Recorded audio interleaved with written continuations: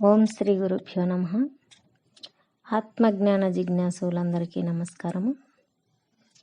ఓం శ్రీ గణేశాయ నమః. రామకృష్ణ పరమహంస శిష్యుడైనటువంటి మహేంద్రనాథ్ గుప్తా పరమహంసని ఒక ప్రశ్న అడిగారు. అది ఏమిటో, స్వామివారి జవాబు ఏమిటో ఇప్పుడు తెలుసుకుందాం.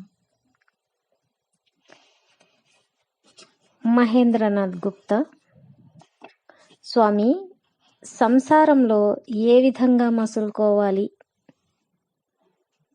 ఈ ప్రశ్నకు పరమహంస వారి జవాబు: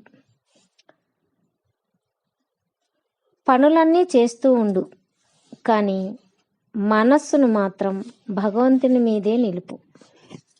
భార్య, పుత్రులు, తల్లిదండ్రులు అందరితో కలిసిమెలిసి ఉండు. అందరికీ సేవ చెయ్యి. అత్యంత ఆత్మీయునిగా వారి పట్ల ప్రవర్తించు.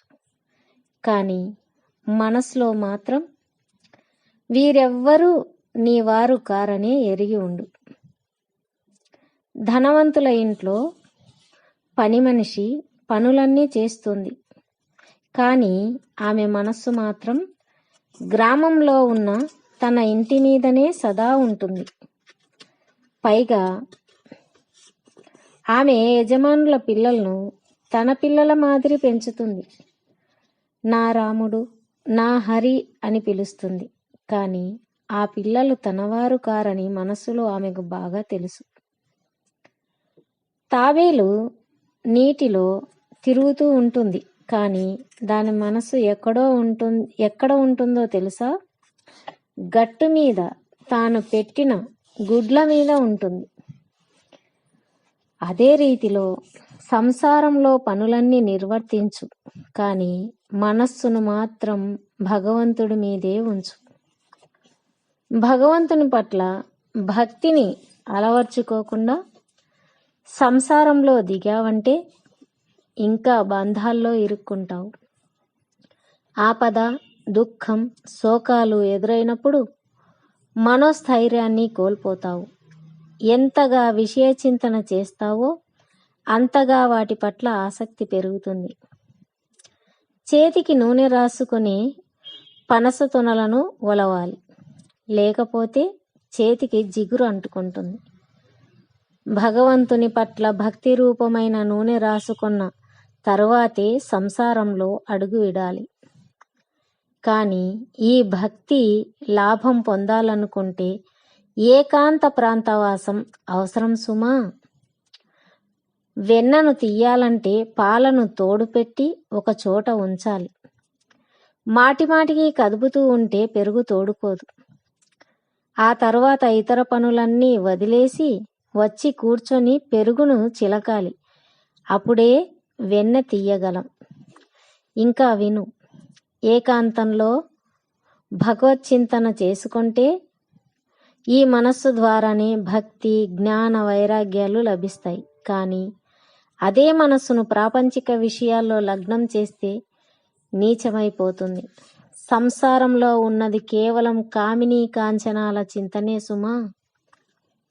సంసారం నీళ్ల వంటిది, మనస్సు పాల వంటిది. పాలను నీళ్లలో పోస్తే పాలు నీళ్లు కలిసి ఏకమైపోతాయి. అప్పుడు పాలను వేరు చేయలేం. అదే పాలను తోడు పెట్టి పెరుగు చిలికి వెన్న తీసి ఆ వెన్నను నీళ్లలో వేస్తే అప్పుడే అది తేలుతుంది. అందుకే ఏకాంత ప్రాంతంలో సాధనల ద్వారా మొదట భక్తి జ్ఞానాలనే వెన్నను పొందమని చెప్పటం. ఆ వెన్నను సంసారం అనే నీళ్లలో జారవిడిచినా కలిసిపోదు సుమా, తేలుతుంది. దానితో పాటు విచారణ చెయ్యటం ఎంతో అవసరం.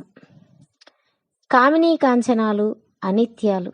భగవంతుడొక్కడే నిత్య వస్తువు. ధనంతో ఏం ప్రయోజనం? కూడు, గుడ్డ, నీడ ఇంతవరకే, అంతే కదా. దాంతో భగవల్లాభం చేకూరదు. అందువల్ల ధనం ఎప్పటికీ జీవితోద్దేశ్యం కాజాలదు. అదే విచారణ అనబడుతుంది. తెలిసిందా?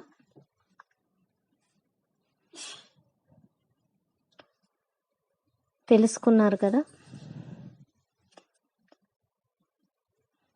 తన శిష్యుడికి స్వామివారు బోధించినటువంటి సంసారంలో ఎలా మసలుకోవాలో స్వామివారు తెలిపినటువంటి విషయాలని తెలుసుకున్నాం కదా.